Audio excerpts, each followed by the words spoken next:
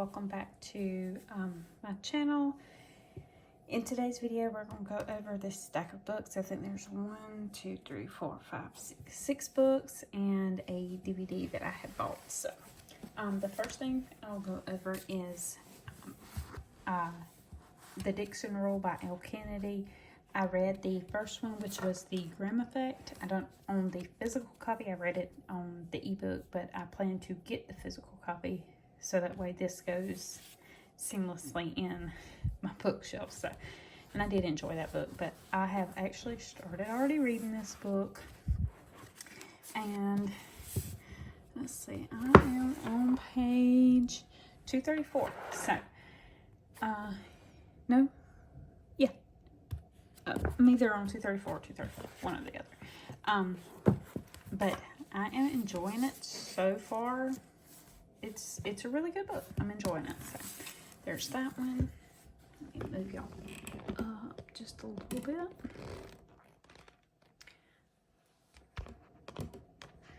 All right, and then this next stack of 5 books is some books that I just picked up today from Second & Charles. So, and I picked up a DVD or Blu-ray from there too. So the DVD or Blu-ray is the Draft Day.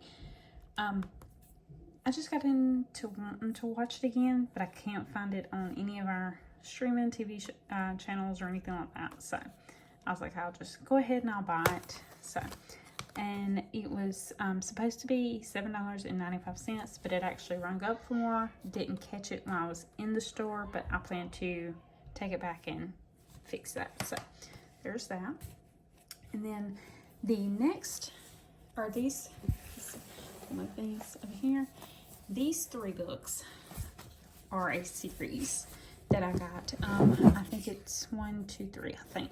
But I've never heard of this author, but I wanted to give it a shot. It kind of sounded really interesting, so I bought this one. This is by Susan Mallory. It's Chasing Perfect, a fool's gold romance is what it says. So, and I paid $2.50 for it. So it says, welcome to Fool's Gold, California, a charming community in the foothills of the Sierra Nevada. Let's see. There's lots to do and plenty of people to meet, especially women, because there's just one tiny problem in Fool's Gold. The men don't seem to stick around. Maybe it's the lure of big city life, or maybe it's plain old bad luck. But regardless of the reason, the problem has to be fixed fast, and Charity Jones may be just the city planner to do it. Charity's nomadic childhood has left her itching to settle down, and she immediately falls in love with all the storybook town has to offer. Everything that is, except the sexiest and most famous resident, former world-class cyclist Josh Golden. With her long list of romantic disasters, she's not about to take a chance on another bad boy, even if everyone else thinks he's perfect just the way he is. But maybe that's just what he needs, someone who knows the value of his flaws, someone who knows that he's just chasing perfect. So, sounded really, I actually didn't even read, I don't think I read the back of this one. I think I started reading the back of this one, and then I think I read some of this one. So they had the full series, and I was like, okay, let me give that one a try. This one is Finding Perfect, and I think it's all about different couples, I guess. I paid $2.75 for it. It says, when, I think, Pia O'Brien's best friend dies, Pia expects to inherit her cherished cat. Instead, the woman leaves Pia 3 frozen embryos. Yes, I did read a little bit of it because I stopped right there. With a disastrous track record in the romance department and the parenting skills of a hamster, Pia doesn't think she's meant for motherhood. But determined to do the right thing, Pia decides to become a single mother, only to meet a gorgeous, sexy hunk the very same day. A former foster care kid, now rich beyond his wildest dreams, Raul Marino, runs a camp for needy children in Fool's Gold, California. After his last relationship, Raul thought he was done with women and commitment. Still, he can't get a sweet, sexy Pia out of his mind and proposes a crazy plan. But can such a unconventional beginning really result in the perfect ending? So I'll pick that one up. And then the last one in that series is Almost Perfect. And I paid $1.95 for it. It says, back in high school, Liz Sutton was the girl from the wrong side of the tracks. Then she had stolen the heart of the most popular boy in town.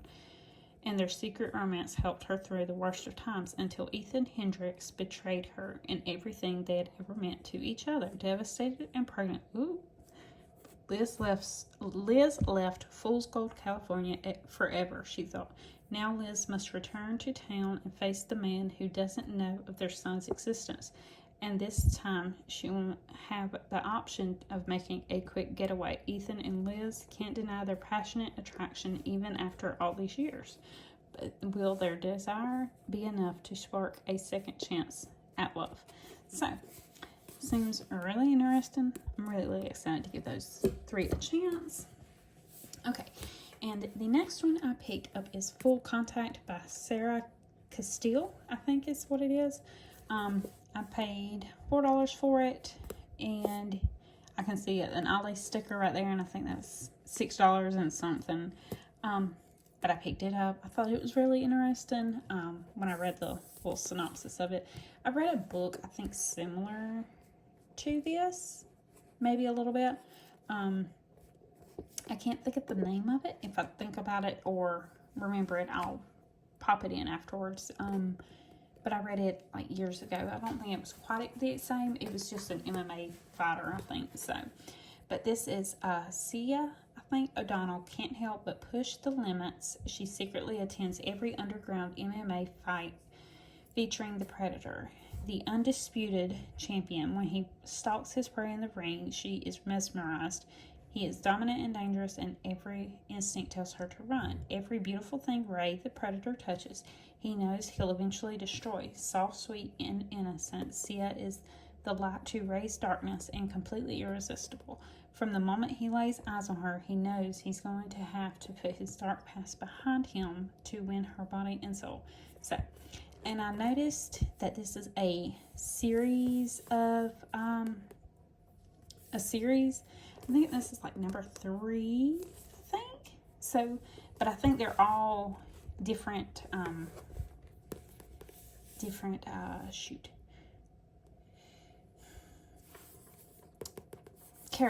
main characters, I guess you could say. So, kind of like the Dixon Rule and O. Kennedy. But I will look first and do a little bit more research before I start reading this one to see if it's a standalone or if I need to read the other 2 before I read this one. So there's that one. And then the last one that I got at Ollie's is The Summer of Christmas. And I just saw the pink and it caught my eye, and I was like, okay, I'll give this one a chance. Because I've never heard of Juliet Giglio, maybe, and Keith. I know I butchered their last name. But I've never heard of them, and just like I haven't ever heard of the Sarah Castile. So, but I wanted to give it a chance. So, and I paid $7.95 for this one.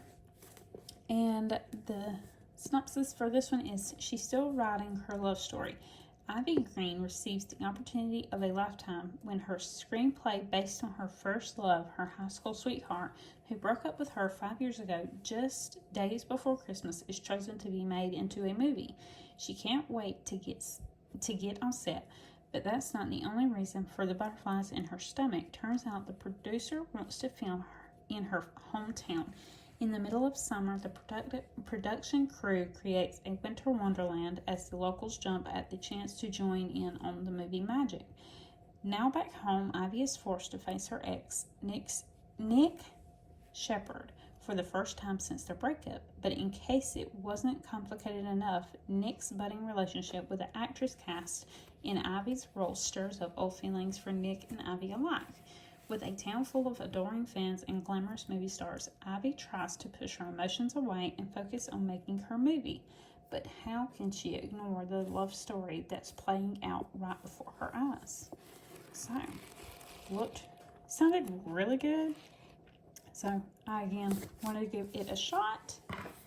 It's actually not the last book that I have bought. I bought this one from Sam's over the weekend, I believe. And it is by Nicholas Sparks, which I've heard of course. I've read a couple of his books. But this one is Dreamland. And I paid $7.46 for it. So, not a bad deal. So, and I like his books pretty good. So, I haven't read one in a long time, but this one is Colby Mills once dreamed of a career as a singer-songwriter until tragedy intervened. Now running a small farm in North Carolina, he impulsively agrees to play a short gig at a beach bar in Florida, a rare break from his responsibilities at home. But when he meets Morgan Lee, their connection is instantaneous and undeniable. A talented singer herself, Morgan is determined to move to Nashville and become a star in her ambitions. Colby hears an echo of his own forgotten dreams, making him seriously question his choices for the first time. While they are falling headlong in love, Beverly is on a heart-pounding journey of another kind.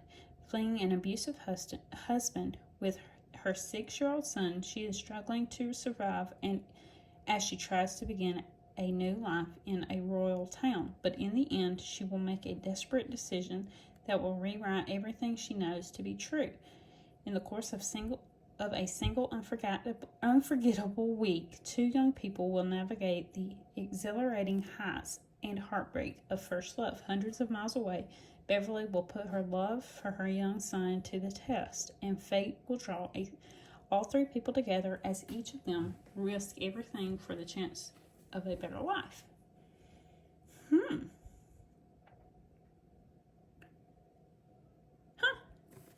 I don't know. Oops, sorry. I wonder if this is going to be about 3 people. I don't know. Give it a shot. But I guess that is everything, and I hope y'all have a good day, and I will see y'all next time. Bye.